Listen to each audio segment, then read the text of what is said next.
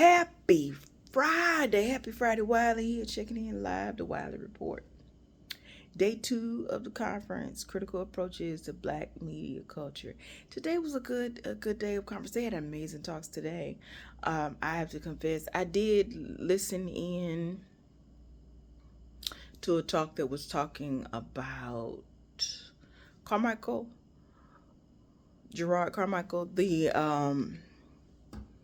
stand-up special.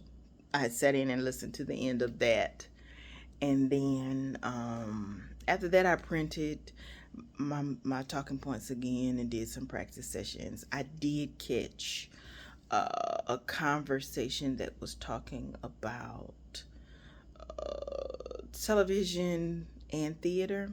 It was done by media scholars. I'm talking about Gypsy Rose is what he was talking about. And toward the end, they started talking about the television sitcoms and how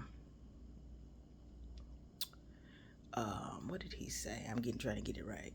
He was talking about how representation would not save us, and then he listed like a litany of shows, because if it was, then he said the Cosby Show, he said Blackish, he said something else, and then talked about how a lot of the shows that we like are shot on Tyler Perry's studios. I don't know.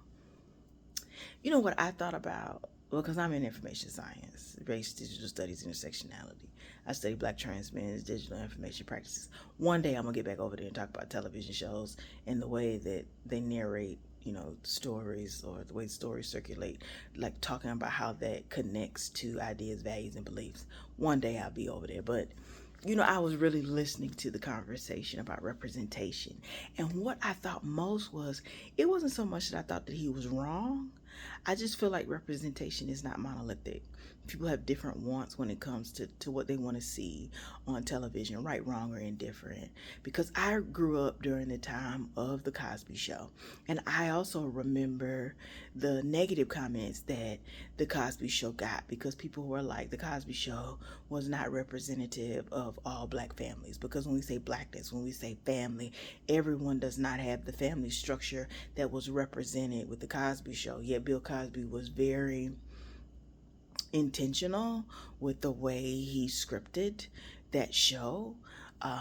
In many ways, you can say the articles that talked about how it connected to Black aesthetics, how it talked to respectability politics, how it talked about strong, parental relationships, good, bad, or otherwise. And for me growing up, I remember that was one of the shows that my parents approved and would allow me to watch, along with Family Matters, and I watched Full House and so many others. And when I think about that time, what I think about most is, again, the black family structures is not a monolithic experience.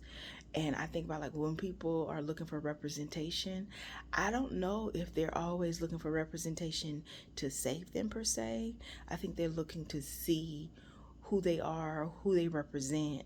How does that show up in a media space, in a digital space? Do you see who you are, the families, the individuals, their identities, their expressions? Do you see that on a television show? And I don't always know the answer to that question, but I think for me, when I think about, like, growing up and watching the Cosby Show and Family Matters represented families that I knew or knew of. I think about that in terms of, in my family, I was not a first generation college student. Both my mother and father and aunts and uncles and several sets of cousins had gone to college. The cousins that were before me had all gone to college. I don't even remember it being a conversation of, are you interested in going to college? It was, you're going. And when I think about like growing up in the Christian Methodist Episcopal Church, there were business owners, there were lawyers, there were judges, there were teachers, there were plumbers, there were dentists, there were doctors, there were state representatives, there were dentists, there were working class, everyday people too that went to that church. But what I knew most was teachers, medical professionals. It was pretty much teachers, medical professionals, and military people were the people that I knew, which maybe not were similar to the Cosby Show, but it was definitely a two-parent home,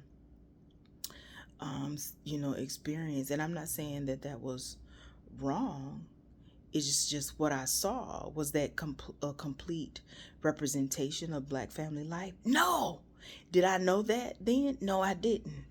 I did not know that then. And when you say what you mean you didn't know, I assumed everybody grew up like I grew up. I didn't know that until I went to college. And then even when I went to college, it was really limited. It was like, yeah, you have conversations with students and they talk about a little bit about themselves. Maybe you learn about them, but I really didn't know. And I think I learned it more when I moved out and was living on my own. And I was like, oh, people didn't grow up like I grew up. And it wasn't bad. It's just everybody had different experiences. I'll take that back. Some people's it was bad. When you say bad, I mean some people got nurture and support and some people got survival skills. That's completely different.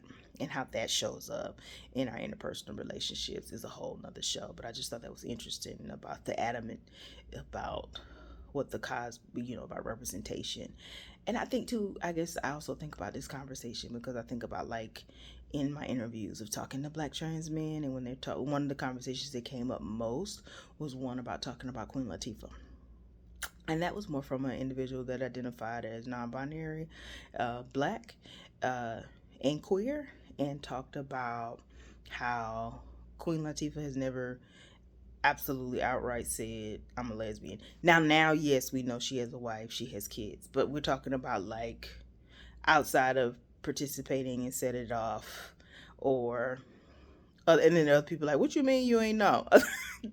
That was like a whole conversation in the interviews of somebody having side, conversations about knowing, or not necessarily knowing, but seeing other people who share an identity. And even when you're saying share an identity, that particular person was saying, I mean, I was just looking for other Black people that were LGBTQ plus, which I think that's what the internet gave initially. When we think about like the history of the internet and how the internet, when we think about like in terms of a digital space and what it was that you saw people that were like you, and you had not seen that before. Or maybe if you saw it, there were limitations. There were definitely affordances and constraints, but I just thought about that in terms of what does that mean. I don't think, even in the interview, the person was saying, even if you're saying that, they shared every quality that Queen Latifah had or has, the issue isn't just does their identity and their expression match, it's what are their values. And I think sometimes when we think about like representation, that gets lost or that doesn't get talked about in the conversation. And then I think on a bigger level, if bigger is even the word, I keep going back to that conversation, or not a conversation, but the book Where We Stay in Class Matters with Bell Hooks, where she's talking about media and what it is that people saw in terms of family structure and how curated, how it literally feels like when you think about that now, curated for the home of what people should be, and how that was a very specific binary conversation in which queerness, transness was not necessarily a part of the conversation, even though there were queer and trans people.